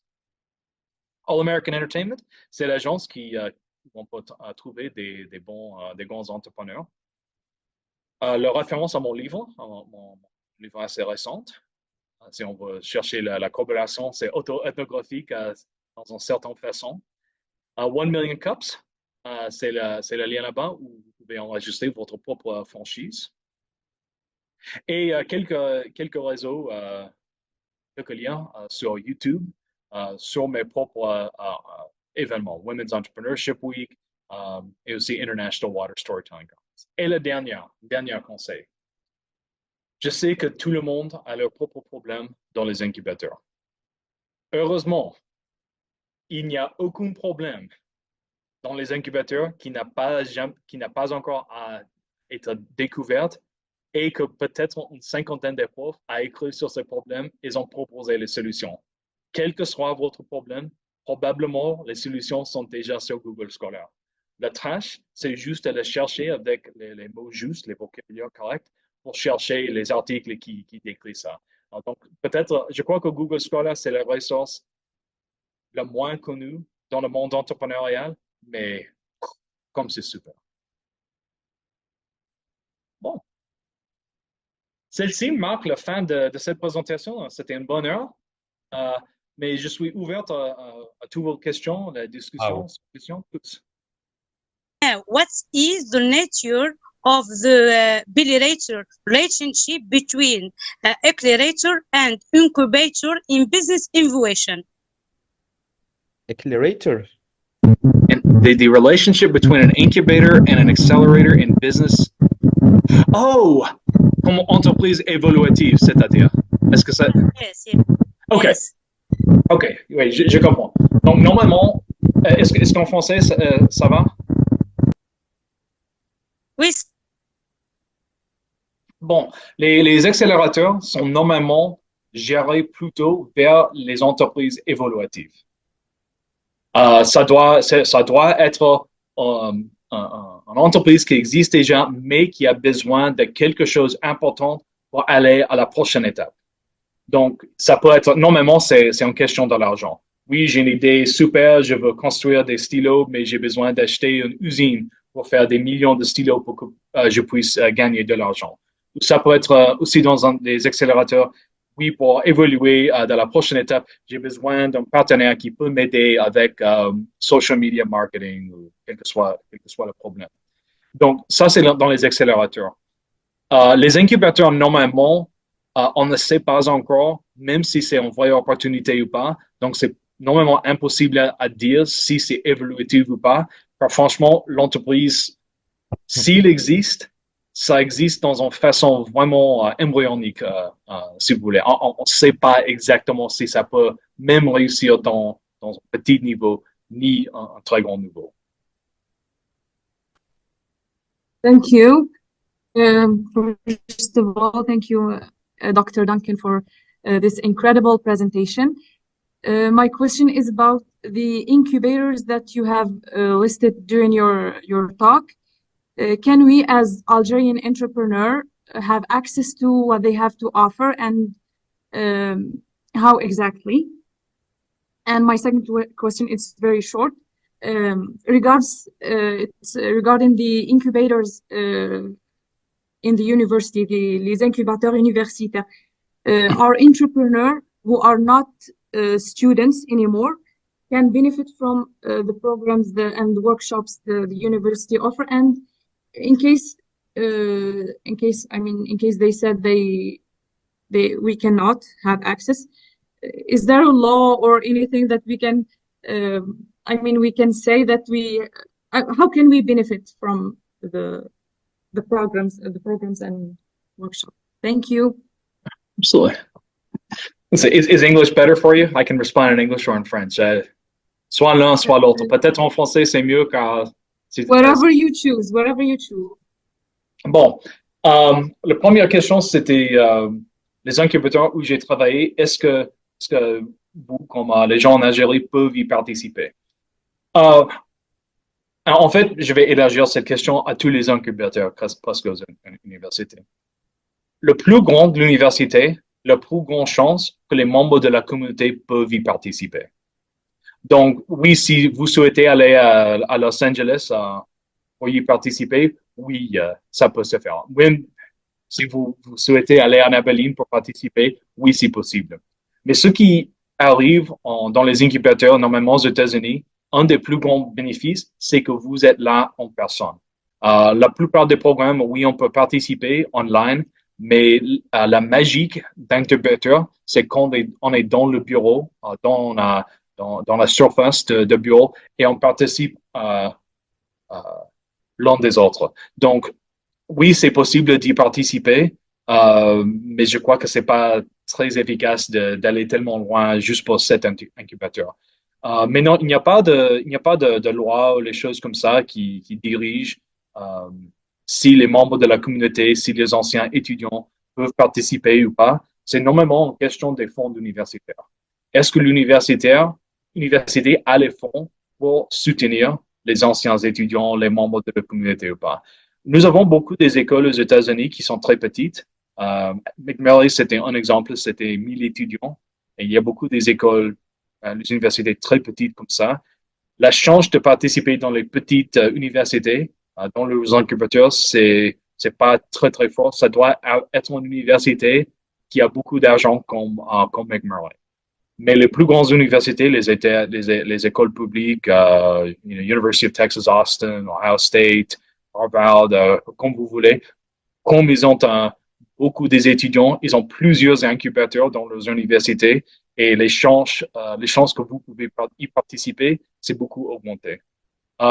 Mais pour les formations, ce que j'ai beaucoup enseigné, les formations dont j'ai fait, en fait, à cause de COVID et à cause du fait à Los Angeles, car j'avais beaucoup des étudiants et clients de l'incubateur qui n'étaient pas très forts en anglais, j'ai en fait enregistré mes cours, mes lectures et mes entraînements et je les mis sur YouTube. Donc, mon chaîne, c'est sur la première diapositive, at Dr. D University. C'est une chaîne que je partage avec mon père qui est économiste. Donc, vous pouvez choisir soit en entrepreneuriat, soit en économie. Mais les choses très basiques que normalement on peut avoir dans un incubateur, c'est tout ça. Est-ce que j'ai répondu à toutes les questions? Je me souviens, c'était en deux parties. In English, can we work with American partners incubators? Ah oui, c'est absolument possible. Non, il n'y a pas de problème là-dessus. Il n'y a pas de tout en loi ou quelque chose comme ça. Les incubateurs, quand ils entrent en université, c'est toujours une question de est-ce qu'on peut prendre un accord ou pas entre les universités. C'est tout. Par exemple, on peut faire normalement, et c'est ce que je faisais à McMurray et aussi à Cal State Los Angeles, quand aussi j'ai géré les programmes d'échange international. Dans l'accord international, on dit ce que peut être fait et pas fait. Donc, j'étais un peu à part dans les accords quand je disais que quand on fait des programmes d'échange, on commence toujours par ce que j'appelais l'accord d'amitié. Ça veut dire que nous, nos deux universités veulent devenir des amis et après, on va faire les accords exactement ce que ça veut dire. Mais je disais que les échanges, c'est pour les étudiants, les profs et aussi pour les cadres de l'école. C'est-à-dire, y compris les gens des incubateurs peuvent faire des échanges. Mais c'est juste comment on peut écrire le contrat. Normalement, si on connaît quelqu'un dans l'université, ça peut aider. Mais franchement, comme les gens dans les espaces incubateurs, les gens dans les espaces d'échange international sont très collaboratifs et je crois que ça peut être assez facile à faire. Et de la part des universités américaines, surtout à la mienne, à Fisk, imagine la publicité énorme qu'on peut avoir. Oui, dans notre université, vous pouvez être dans l'incubateur dans notre université, mais en plus, vous pouvez faire des échanges dans les incubateurs en Algérie. En fait, quand j'étais à McMurray, on a fait notre accord pour que les étudiants américains fassent leur formation en entrepreneuriat dans les cours et dans l'incubateur en Abilene. Et puis, ils faisaient des cours en été et travaillaient avec l'incubateur en Estonian Business School là-bas pour faire c'était un incubateur technologique qu'ils avaient. Donc, ça c'était très attirant pour certains étudiants là-bas. Donc oui, c'est juste la question comment est-ce que vous écrivez le contrat, mais si vous souhaitez faire ça, comment on contacte et oui, ça pourrait être fait facilement. Et pour ce point, en tant que US Embassy à Alger, en Algérie, nous serons très heureux d'en discuter, d'aider, peut-être pas d'accompagner à 100%, mais dans la mesure du possible. On travaille, vous le savez très bien, surtout ceux dans le domaine universitaire, que nous avons plusieurs projets avec le ministère de l'Enseignement supérieur et de la Recherche scientifique, entre autres dans tout ce qui est promotion de startups et autres. Donc, si on pouvait créer un réel partenariat entre des incubateurs algériens et des incubateurs aux États-Unis, ce serait parfait. On serait très heureux d'accompagner de cela. Et justement, en parlant d'incubateur universitaire, on a une question de la part de l'incubateur de l'université d'Oran. Oui, bonjour. Vous m'entendez? Oui, Oui, parfaitement. très bien. Donc, je vous remercie pour cette excellente initiative et toute cette présentation et tous ces données très riches. Donc, ma question, c'est par rapport à l'Open Innovation. On parle d'Open Innovation au niveau de l'université, c'est nouveau. Donc, par rapport à votre expérience, comment on peut, un incubateur universitaire, se lancer dans cette démarche d'Open Innovation? Oui, je dois réfléchir sur ce point un peu. Franchement, comme j'ai travaillé, j'ai été vraiment spécialiste pour les PME dans les incubateurs. En fait, j'ai jamais y réfléchir.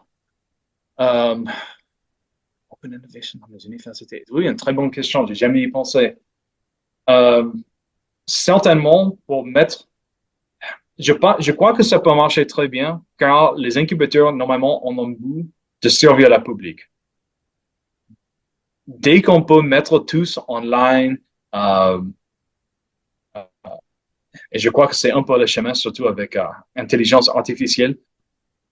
Mais je ne sais pas si l'incubateur, c'est vraiment l'endroit idéal pour Open Innovation.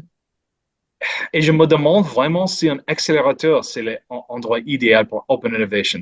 Car Open Innovation, voilà, si on fait ça, ça serait difficile de faire un soulèvement de fonds aussi avec ça pour un incubateur. Un accélérateur n'a pas vraiment la motivation de faire ça, car si Open Innovation ne gagne pas de l'argent, pourquoi est-ce qu'un accélérateur veut soutenir ça?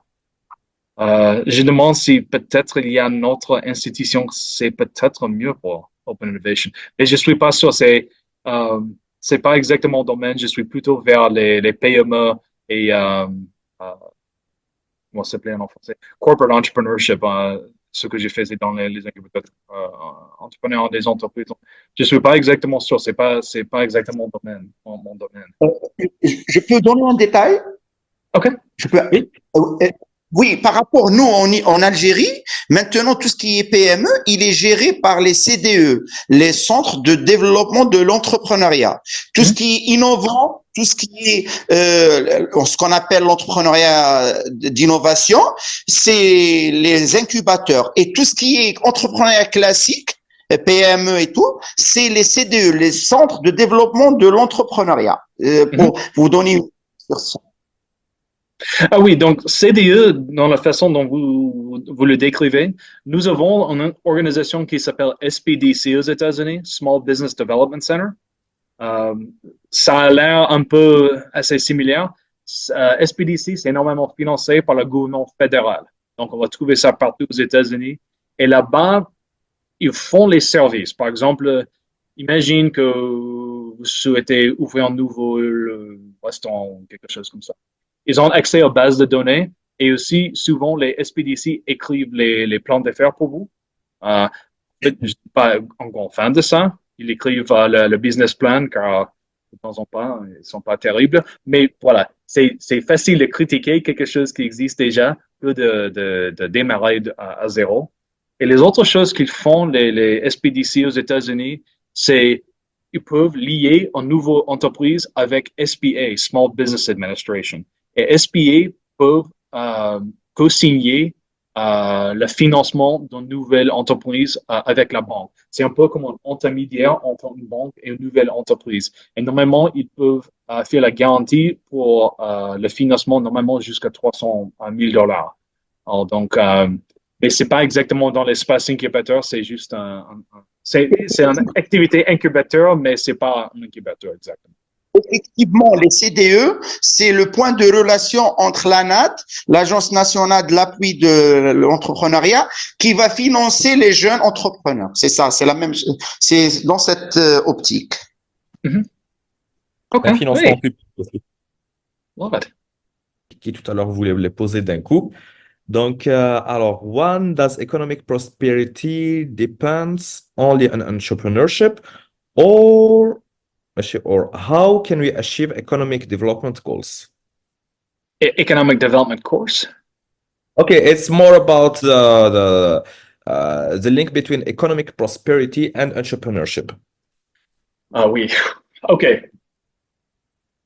Donc, mon avis, vraiment très biaisé.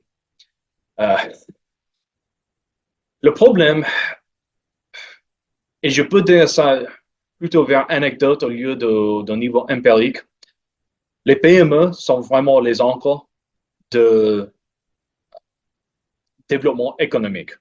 Mais pourquoi est-ce qu'on ne voit pas ça dans la recherche ni dans les statistiques gouvernementales? Souvent, les grands entrepreneurs, ce sont des petits entrepreneurs.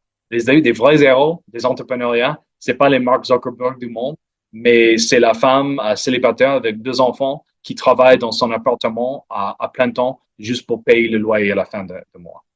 Et les entreprises comme ça, normalement, ils ne donnent pas leur données aux autorités de taxes. Donc, c'est très difficile de dire exactement quels sont les chiffres avec cet entrepreneuriat. Mais je suis complètement sûr que ce sont les vrais erreurs. Et pour dire aux gens que oui, vous pouvez travailler à mi-temps, vous pouvez, même les gens qui travaillent pour Uber, qui conduisent quand ils peuvent. Ça, c'est le lien, le réseau entrepreneurial qui vraiment finance en développement économique, même s'ils ne payent pas les impôts. Et aussi, malheureusement, les entrepreneurs ne sont pas, quand ils commencent à embaucher les gens, ils ne sont pas aussi efficaces que les grandes entreprises. Ça, c'est sûr. Mais comme ils ne sont pas aussi efficaces que les grandes entreprises, ça veut dire normalement qu'ils embauchent plus de gens que les grandes entreprises. Donc, c'est aussi une source d'employement pour l'économie. Donc, oui, les PME, les solo-entrepreneurs, les micro-entrepreneurs, ce sont les vrais héros de le développement économique. C'est pour ça que les incubateurs sont tellement importants. C'est pour casser cet esprit de non, vous ne pouvez pas, pour remplacer ça avec oui, vous pouvez. Même si c'est juste 5 heures par semaine pour des activités entrepreneuriales, oui, vous pouvez. Et aussi changer de la définition de succès. Une des fois, dans des entrepreneurs féminins, des femmes ont parlé et c'était tous les micropreneurs, donc des femmes qui n'ont pas des employés. Et un des gens de l'audience, il avait toujours des idées bizarres. C'était quelqu'un de l'école qui savait tout sur l'entrepreneuriat sans savoir vraiment quelque chose. Il a demandé à ces femmes, il a dit, est-ce que vous avez jamais cru que vous êtes un échec quand vous n'avez jamais embauché quelqu'un? Et la deuxième question est, quelle est votre stratégie, exit strategy, stratégie de quitter cette entreprise? Et toutes les femmes étaient comme ça, elles disaient, non, on n'est pas en échec jusqu'à on n'a pas embauché les gens. On gagne une bonne vie pour la famille, on soutient, on a la liberté de créer mon propre chemin. Et elles ont dit, en plus, on n'a pas une stratégie de quitter cette entreprise.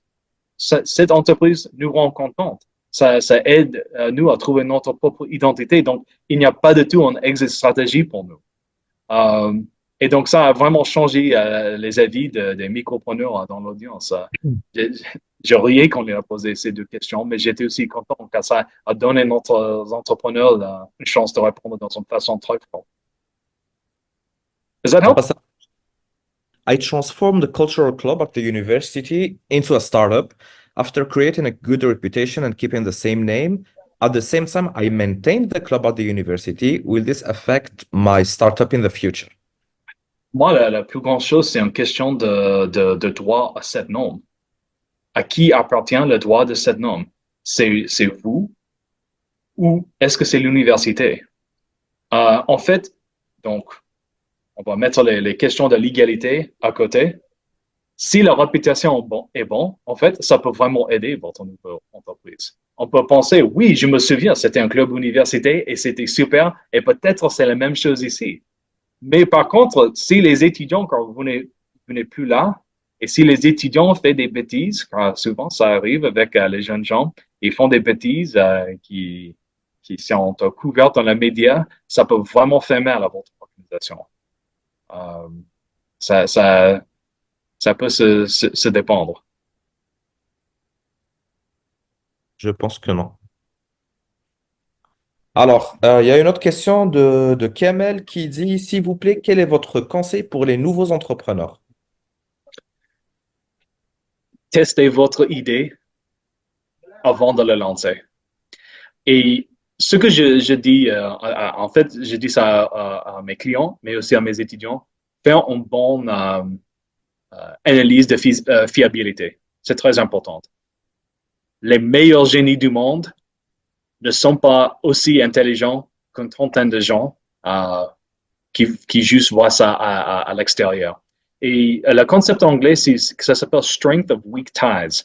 En anglais, ça s'appelle, en français, ça serait quelque chose comme la puissance des réseaux faibles, je crois. Donc, et un des exemples qui va vraiment souligner ce point, et si vous souhaitez toutes les tâches et les techniques de l'analyse de fiabilité, j'ai sur mon chaîne YouTube. Donc, pas pour pas. Comment est-ce qu'on fait les entretiens, comment est-ce qu'on fait les analyses et tout ça. Et voilà. Un de mes anciens étudiants, c'était un ingénieur et il était brillante. Et il était à l'aéroport. Il a vu une femme qui avait, le nom en français m'échappe, mais c'est en chaise roulante pour les enfants. On met les enfants dans une chaise roulante pour aller dans un avion. Donc, c'était une femme Poussette. avec un quoi? Poussette. Ah, poussette, oui, c'est ça. Merci. Donc, elle avait l'enfant dans les bras et une grande poussette et c'était trop difficile à plier la poussette pour aller dans l'avion. Donc, elle a décidé de faire une poussette avec un seul bouton. C'est un peu comme un parapluie et la poussette est devenue toute petite et comme ça, une femme peut faire la poussette à une main et l'enfant à l'autre. Idée brillante, n'est-ce pas? Sauf, je lui ai dit, est-ce que vous avez jamais fait un entretien avec une mère pour voir est-ce qu'elle veut vraiment l'utiliser ou pas? Car c'était un jeune mec de, je sais pas, 25 ans. Il dit non, mais j'ai juste essayé. Et il y avait quelque chose avec un des points où ça plie, comme ça. La mère a immédiatement aperçu quelque chose. Elle a mis un crayon, comme ça, dans la poussette, et ça a complètement cassé le crayon. Et elle a dit uniquement une mère peut savoir que les petits-enfants, ils mettent les doigts partout et ça va découper le doigt d'un enfant rapidement. Pour moi, c'est absolument non pour cette poussette. Et ça, c'est le conseil qu'on a vraiment besoin. Ça, c'est the strength of weak ties. Pour moi, et on me demande, c'est la deuxième question que normalement on me demande, combien de gens est-ce qu'il faut faire des entretiens dans une analyse de fiable? Et j'ai dit, quand vous avez le point de saturation, c'est bon. Saturation, comment est-ce que vous savez que vous avez saturation? Quand vous posez des questions à des nouveaux gens et au milieu de la réponse, c'est votre expression. Ça encore, ça c'est le moment, ça c'est saturation. Donc vous croyez que ça peut être une personne, ça peut être 1000 personnes, qui sait. Mais si vous faites les entretiens en profondeur, ça va vous aider à aller à la moment de saturation plus rapidement. Wonderful. Parler au consommateur. Donc, are there unified criteria that business accelerators rely on when selecting a company? The selection process for the business accelerators. Dans les accélérateurs, la seule chose, en entrepreneur en général, on n'est jamais d'accord qu'est-ce que c'est entrepreneuriat, qu'est-ce que c'est une opportunité. Donc, si on n'est pas d'accord sur les définitions de base, on n'est jamais d'accord avec les critères de base, sauf une. Tous les gens dont j'ai vu et avec qui j'ai parlé dans les accélérateurs ont dit les mêmes choses. Je fais jamais l'investissement dans une devise, dans une invention, mais je fais un investissement dans l'entrepreneur. Ça, c'est la clé. L'investissement, c'est en vous, l'entrepreneur.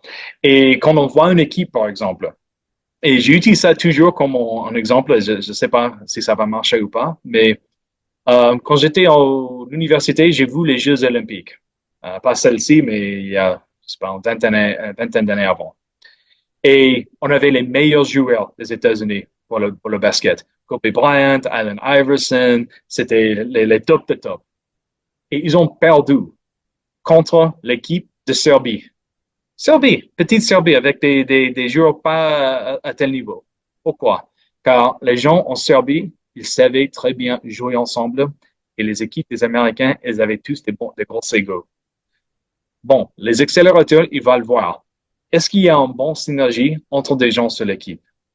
Qui est le chef ou est-ce que tout le monde est le chef et comment est-ce qu'ils gèrent?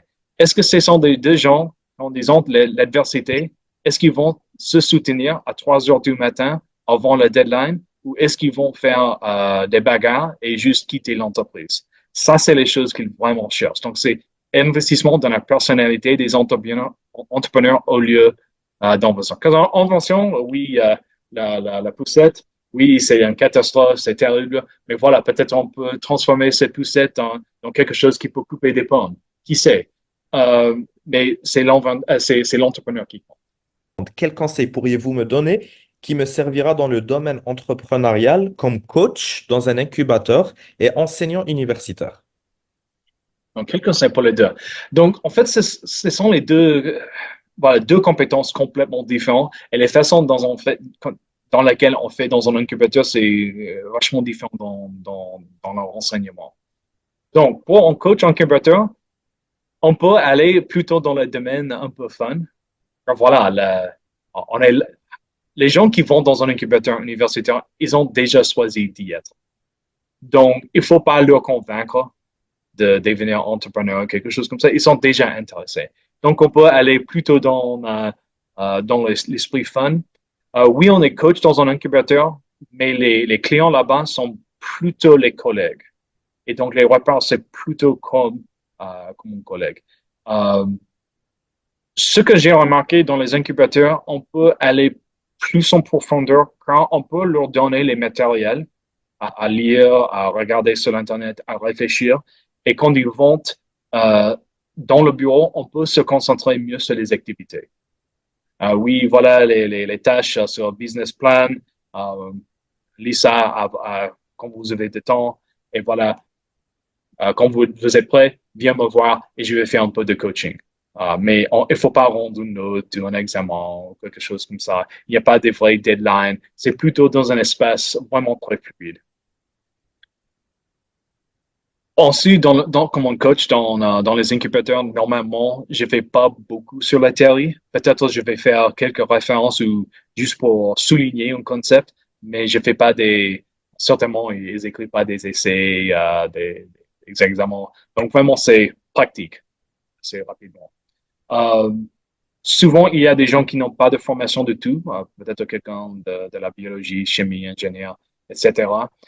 Donc, je passe un peu plus de temps en leur aidant à développer les sémantiques d'affaires.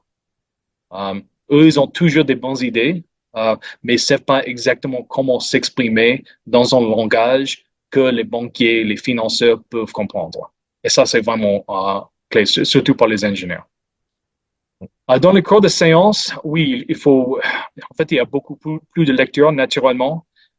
J'utilise assez souvent les choses dans des articles académiques, mais je passe beaucoup de temps en cherchant des choses qui sont lisables. Car voilà, le langage académique, c'est souvent un peu spécial. Donc, choisir les bons matériels, c'est difficile, mais après quelques ans, j'ai réussi à ça. Mais convaincre les gens de lire, avoir les deadlines, c'est un peu plus strict dans les cours car il faut donner des notes. Il y a le truc d'assessment et tout ça. On espère que vous pouvez avoir des étudiants dans les cours et aussi dans les incubateurs. Et comme ça peut être très cool. Mais c'est juste un rapport entre prof et étudiant contre coach et collègue. Je crois que c'est la meilleure façon de le résumer. Parfait. Et on revient vers l'incubateur de l'université d'Oran 1. Mhm. Oui, mon intervention, c'est par rapport à ça. Parfois, à l'université, ils nous reprochent les incubés et les autres, même les incubateurs hors université privée, tout ça, et même les entrepreneurs, ils nous disent que vous êtes des enseignants-chercheurs, vous n'avez jamais monté un projet, vous n'avez jamais créé une entreprise, et comment vous pouvez incuber? Donc, on est dans ce dilemme, toujours ce problème se répète. Donc, votre avis par rapport à ça? Mhm. Yeah. Donc, de ma part, heureusement, je travaillais aussi comme entrepreneur. Donc, mais ce que je conseille aux autres, c'est que chacun a leurs propres compétences. Il y a les gens qui ont une compétence convention, des produits ingénieurs, la recherche biologique, ou quel que soit le truc. Mais en fait, j'ai écrit un article exactement sur ce thème qui s'appelait Plus Zone Challenge in Entrepreneurship. Mais c'est que souvent des entrepreneurs sont aussi pas très forts dans l'enseignement. Ce qu'on peut faire dans, dans quand les entrepreneurs ils ont réussi en entrepreneuriat et eux ils peuvent montrer leur chemin et pourquoi ils ont réussi, mais ils sont pas aussi forts à enseigner. On fait l'extraction. Comment est-ce que mon voyage peut vous aider? Et c'est ça qui peut aider les enseignants. Aussi, l'enseignant, c'est un travail de facilitation. Donc voilà, même si je crois que je suis assez fort dans mes cours, dans la livraison des séances, soit dans les cours, soit dans les incubateurs, je prends toujours des entrepreneurs de la communauté qui font un rôle pop-up. Donc, normalement, pendant le semestre, un cours magistral sur 5, normalement, j'ai un guest speaker qui intervient pour la journée. C'est notre professeur for a day, c'est aussi une façon de lever des fonds, mais ça, c'est une autre histoire. Mais un entrepreneur qui vient et de temps en temps, les entrepreneurs disent quelque chose un peu différent de ce que j'enseigne, mais c'est OK. Mon but, c'était pas de dire aux étudiants ni aux clients dans un incubateur, vous devez faire ça dans mon chemin. Le but pour moi, c'est de vous aider à trouver votre chemin. Et ça, c'est le spécialisme d'un enseignant, chercheur, j'espère. C'est d'aider les autres à trouver leur propre chemin. Ça, c'est la compétence dont on est. Même Socrate a dit, c'est ce qu'il faisait dans l'agora aussi. Donc oui, c'est des compétences différentes. On peut enseigner la vocation, on peut enseigner la théorie, mais le but, c'est d'aider l'imagination, soit des entrepreneurs dans l'incubateur, soit dans les études dans les cours. Faciliter l'imagination, oui, c'est la meilleure réponse. Est-ce que ça aide? Merci. Très, très bien, merci. Oui, merci. Un de mes collègues qui n'était pas gentil, je crois que ça vous faire rire, il m'a dit, un des entrepreneurs lui a dit à un de mes collègues, c'était un prof, il a dit, oui, vous savez, vous n'avez aucune expérience. Il a dit, mais ben, voilà, un chirurgien de cancer de cerveau ne doit pas avoir un cancer de cerveau pour savoir opérer sur un cancer. Et l'entrepreneur qui a dit ça, il a complètement perdu la couleur de visage. Oui, effectivement, oui, oui. Eh ben, je ne sais pas si on peut avoir une dernière question. Si quelqu'un a une dernière question, c'est maintenant ou jamais. Je vois pas de questions. Bah, en tout cas, Docteur Pelli, je pense que c'était très, très, très intéressant. C'était pas le genre de présentation qu'on a l'habitude d'avoir. En tout cas, merci beaucoup pour votre temps et encore une fois, le challenge, c'est d'apprendre l'arabe, de venir à Alger, plutôt en Algérie, et de nous faire une série de présentations un peu partout dans tous ces beaux incubateurs et ces belles personnes qui sont ici présentes et qui sont en train de travailler sur la promotion de l'entrepreneuriat en Algérie. Mis à part, attendez une minute, je vois une question de Kamel.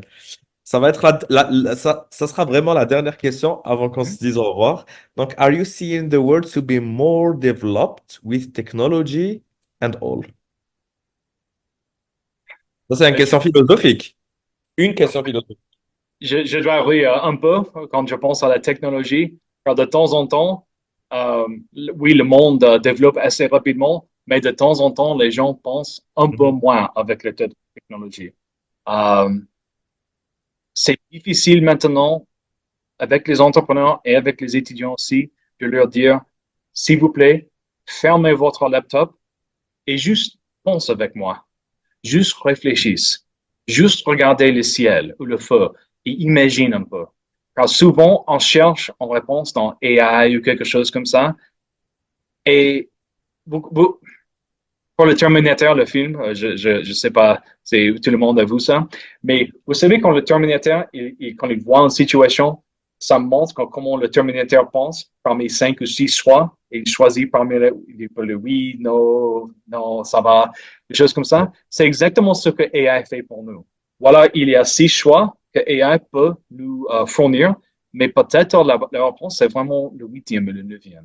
Et oui, c'est développé, mais développé avec les limites de rationalité. Et ça me fait en fait très peur. Bah, écoutez, j'aurais préféré qu'on finisse sur une note optimiste, plutôt que des choses qui nous font peur. Mais bon, merci à tous. Rappel, la présentation PDF que le docteur Penny nous a fait, elle vous sera envoyée par email à tous. Cette vidéo sera éditée avec quelques petits changements et sera partagée à partir de la semaine prochaine sur tous nos réseaux, Facebook, Instagram, YouTube, etc. Entre-temps, je vais avouer que Dr. Pelli est présent et même très très présent sur LinkedIn. Il va attendre vos invitations à tous. Et Ah oui, peut-être un dernier mot avant de partir. c'était un plaisir énorme d'être invité à cette présentation et j'espère que c'est pas la dernière fois qu'on peut travailler ensemble car c'est une audience et super. Donc, je vous remercie de partager et être avec moi cet après-midi. Et aussi, m'a dit, tu es le cadre de l'ambassade en Algérie et surtout les départements de l'État pour m'avoir trouvé et m'a suggéré de ça car c'est peut-être, je crois, à mon avis, en travaillant comme prof ou chef d'incubateur, partager les idées, échanger, c'est la partie de ce travail que j'aime le plus. Donc, merci pour m'avoir vraiment fait sourire et pour partager. Et je suis toujours, c'est pas difficile à me trouver. Si quelqu'un a des questions, des autres choses, je suis absolument ouverte à travailler et continuer la conversation.